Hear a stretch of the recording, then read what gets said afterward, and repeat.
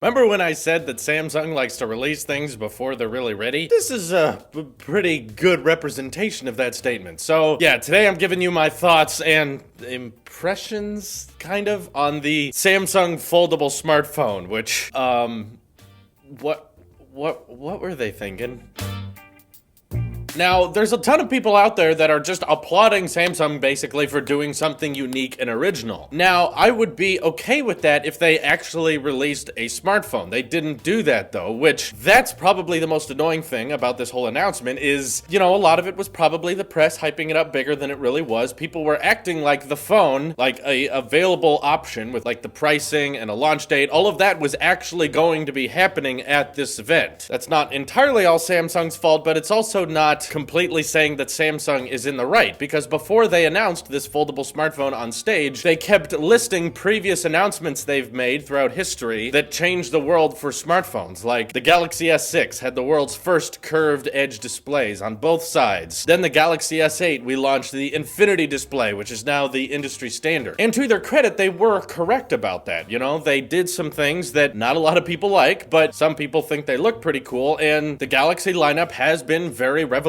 for a lot of modern day features that we see in smartphones today. But to hype up previous generation smartphone releases and say that changed the industry, now today though we're gonna change the industry again, but then be like, well, first of all, we can't show you the phone, and also we're putting the display technology into a very crappy looking case because we can't show you what the actual phone looks like, then why announce anything at all at this point? You know, we've known that Samsung's working on bendable, curve, unfolding, stretching displays before. We've seen that. This has been seen for the past few years. We know that OLED technology is capable of doing that. All we basically got from this event is that, yeah, we're still working on that. Basically, all they announced with the foldable phone is that we've developed a way now that you can bend the display over and over again and it won't wear out. It's like, okay, I mean, that's one step of the process, but for the rest of modern day audiences, you still haven't sold us on why we need a foldable smartphone. For one, it looks like you have to take massive compromises if the foldable smartphone is anything like what they showed on stage. They held it out in front of everyone and it has these giant bezels. Step back, I think I'm gonna vomit! The demo even had a left bezel that was wider than the right bezel. The screen looked incredibly tiny for how chunky of a phone it was, and you expect people to carry around that chunky phone with that tiny display after you set the industry standard with the Galaxy S8 and S9 and that bezel-less design trend. Again, we believe you when you say that there is a way, or it is possible, to theoretically engineer a display that can be unfolded into a slightly wider smartphone. They called it a tablet, but that looks like the dumbest tablet I've ever seen. If you can fit a tablet in your hand like that, and it's wider side to side than it is tall when you're holding it like that, is that really a tablet? It just looks like this clunky square that now Android's gonna have to optimize for a whole new assortment of aspect ratios and a whole new assortment of resolutions to optimize for that. Is this really better though? You can run 3 apps at the same time, you know, because RAM management on Android, that's always been perfect, hasn't it? Vindy Geskin tweeted that this type of smartphone would average start at around $1,800, so it's not like getting a foldable smartphone is either a deal on phone or a deal on a tablet. It's an incredibly expensive tablet for an incredibly tiny form factor. They're probably sacrificing big time on pixel density, probably sacrificing big time on display brightness, probably sacrificing big time on battery life, on cameras, on Qi charging. Remember Qi charging? You know, you have a glass back to the phone. Now, when the phone is unfolded, you gotta put the coil on one side, which means that in order to charge the phone via Qi, which Samsung's very proud of, you have to fold it back up and then place it on a Qi charger. I'm not saying that it's not interesting that you can bend a OLED display. I'm just saying we knew that already. They weren't announcing anything we didn't already know, and they were hyping it up at this event like they were about to reinvent the smartphone forever, and they were gonna create this brand new genre of phone. And while you may be working on a new genre of phone, this is so Samsung to not really think about what are the actual use cases of this. Oh, you can have a slightly larger display in your pocket now. How? Oh, just make the phone like 4 times thicker, make the bezels 3 times bigger after we spent the last 3 years trying to make them as small as possible, make the bezels huge, sacrifice on battery, sacrifice on pixel density, probably sacrifice on hardware, pay twice as much for the phone just so that you can be like, ooh, click,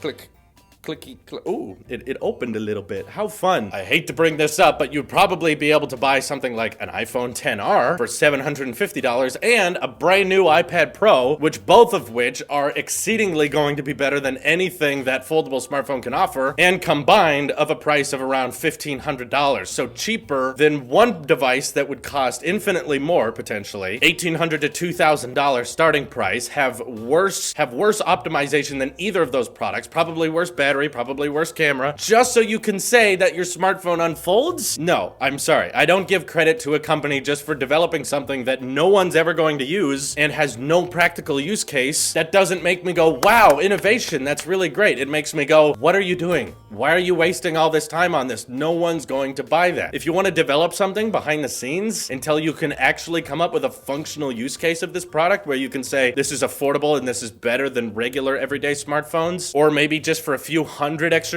maybe not $1,000, maybe like $1,300, okay? So the phone's a little bit more expensive than usual, but it still has everything that modern smartphones have, just a little bit extra because you can unfold it into a tablet or something. Then unveil that when it's ready. We know that you've been working on foldable phones for the past 3 years, and you keep saying next year, next year, next year, next year, next year, next year, and then we all wait for next year, and then the keynote finally happens, and you go, we're still working on it. And now, anytime I try to criticize anything they unveil and say that doesn't look like it's ready for any kind of release within the next 2 years. It's gonna take another 2 years of development just to make it look slim enough that people would actually willingly pay for that. If you don't have anything ready, don't hype it up. Don't promise that it's about to come out. Just say it's an ongoing research development project, and don't think that I give Apple any excuses for AirPower. For one, AirPower is just stupid. For two, they shouldn't unveil it if they don't know how the technology works. Don't think that my argument's invalid just because, well, Apple did the same thing, Drew, with AirPower. I don't like it. I'll critique Apple for that too. Just because Samsung did one thing that I don't like and Apple did a very similar thing doesn't mean that, oh, you're right, I guess it's okay. No, I'm not okay with AirPower either. That should die. I've been saying it should die for the past 6 weeks. So this is just, once again, classic Samsung being like, ooh, we're showing off because we know how to curve an OLED display. Of course you can curve an OLED display. People do that in every single iPhone X. That's how the design works. You basically went on stage and said, hey everyone, did you know that OLED displays can bend? Why would I ever want to do that though? Yes, we knew that, Samsung. Thank you. Also, can you all stop it right now and stop commenting, Apple already released a bendable phone. It was the iPhone 6 Plus.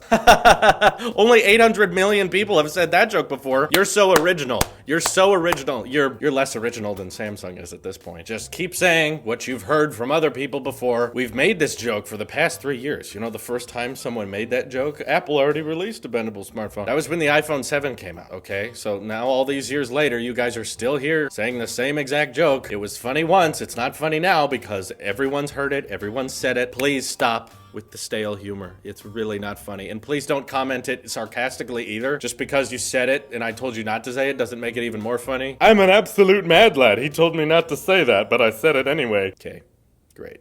Whatever. This is why I should stop reading comments altogether. It's really not productive. But anyway, I'm just sick of the foldable phone. I don't even care if the technology has been perfected yet. Samsung, you really just need to sell us on why this is a functional phone. Why is this going to reinvent the market? Why is it better? And your argument simply cannot be, well, now you can have a slightly larger screen in your pocket, because you're not convincing anyone with that. Thank you guys for watching. Let me know what you think of the foldable Samsung phone down in the comments below. This is your Apple Sheep here. I'll see you in the next one.